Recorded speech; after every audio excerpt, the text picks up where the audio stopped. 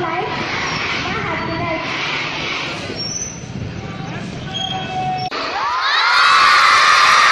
Thank you. Thank you. Renu sir ಅಂದ್ರೆ ನಮಗೆ ಇಷ್ಟ. ಪ್ರತಿ ವರ್ಷ ಅವರು ನಮಗೆ ಡ್ಯಾನ್ಸ್ ಹೇಳ್ಕೊಡ್ತಾರೆ. ಯಾವಾಗಲೂ ಕಾಮಿಡಿ ಮಾಡಿ ನಮ್ಮನ್ನೆಲ್ಲ ನಗಿಸ್ತಾರೆ.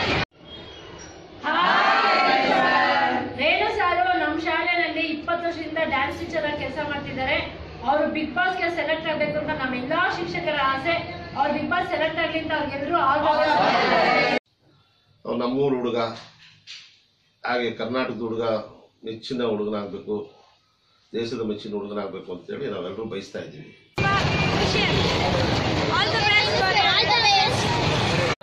ನಾನು ನ್ಯಾಷನಲ್ ಪಬ್ಲಿಕ್ ಶಾಲೆಯ ಕಾರ್ಯದರ್ಶಿಯಾಗಿ ಮಾತಾಡ್ತಾ ಇದ್ದೀನಿ.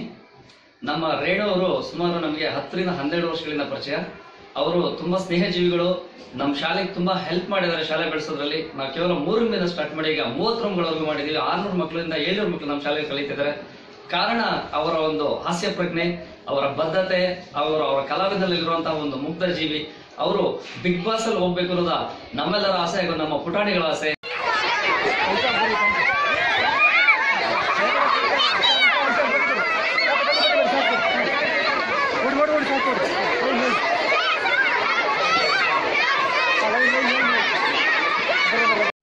ನಮಸ್ಕಾರ ಬಿಗ್ ಬಾಸ್. ಈ ಸಾರಿ ಕೇಳ್ಪಟ್ಟೆ ನಾನು ಸೀಸನ್ 5ರಲ್ಲಿರೋ ಕಾಮನ್ ಮನುಷ್ಯರಿಗೆಲ್ಲ ಅವಕಾಶ ಕೊಟ್ಟಿದ್ದೀರಂತೆ. ಆಹಾ, ಭಾಳ ಆನಂದ. ಸಾಮಾನ್ಯ ಮನುಷ್ಯರು ನಿಮ್ಮ ಬಿಗ್ ಬಾಸ್ಗೆ ಬಂದರೆ ಭಾಳ ಸಂತೋಷ ವಿಷಯನೇ. ಅದಕ್ಕೆ ನನಗೊಂದು ಅವಕಾಶ ಕೊಟ್ಟುಬಿಡಿ. ಬಿಗ್ ಬಾಸ್, ಈ ಸಾರಿ ಏನೋ ಕೇಳ್ಪಟ್ಟೆ ಕಾಮನ್ ಮನುಷ್ಯರಿಗೆಲ್ಲ ಬಿಗ್ ಬಾಸಲ್ಲಿ ಅವಕಾಶ ಕೊಡ್ತಿದ್ದೀರಂತೆ. ಅದಕ್ಕೆ ನಾನು ಬರ್ತಾಯಿದ್ದೀನಿ ಬಿಗ್ ಬಾಸ್, ನಾನು ಬರ್ತಾಯಿದ್ದೀನಿ. ಹಾಯ್ ಬಿಗ್ ಬಾಸ್, ಈ ಸಾರಿ ಕಾಮನ್ ಮನುಷ್ಯರಿಗೆಲ್ಲ ಅವಕಾಶ ಕೊಡ್ತಾ ಇದ್ದೀರಾ ಅಂತ ಕೇಳಿದೆ. ಭಾಳ ಖುಷಿ ಆಯಿತು. ಅದಕ್ಕೆ ನಾನು ಮತ್ತೆ ಬಿಟ್ಟು ಬರ್ತಾ ಇದ್ದೀನಿ. ನನಗೊಂದು ಅವಕಾಶ ಕೊಡ್ತೀರಲ್ಲ.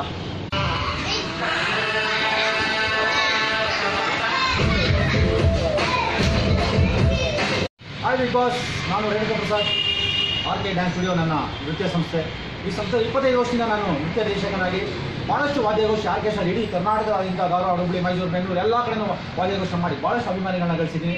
ಆ ಅಭಿಮಾನಿಗಳು ನೀವು ಕಾಮನ್ ಪೀಪಲ್ಗೆ ಅಂತ ಈ ಸರಿ ಅವಕಾಶ ಕೊಟ್ಟಿದ್ದ ಅಭಿಮಾನಿಗಳೆಲ್ಲ ನನಗೆ ಫೋನ್ ಮಾಡಿ ನೀವು ಯಾಕೆ ಬಿಗ್ ಬಾಸ್ಗೆ ಬರಬಾರ್ದು ಅಂತ ಕೇಳ್ಕೊಂಡಾಗ ನನಗೆ ಭಾಳ ಖುಷಿ ಆಯಿತು.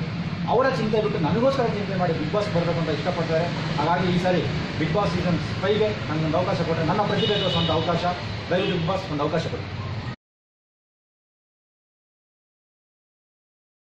ತಪ್ಪನ್ನ ತಪ್ಪು ಅಂತ ಗೊತ್ತಿರೋ ತಪ್ಪು ಮಾಡ್ತಾರೆ, ತಪ್ಪಾಗ್ತಾನೆ ಇರುತ್ತೆ. ತಪ್ಪು ಅಂತ ಗೊತ್ತಿರೋ ತಪ್ಪಾಗಿ ಮಾಡೋದು ತಪ್ಪಾಗಲ್ಲ. ಗೊತ್ತಾಯ್ತಲ್ಲ, ನಿಮ್ಮ ಕ್ಯಾಮ್ರಾ ಮುಂದೆ ಯಾವ ತಪ್ಪು ಮುಚ್ಚಿಡಕ್ಕಲ್ಲ ಅಲ್ಲ ಬಿಗ್ ಬಾಸ್.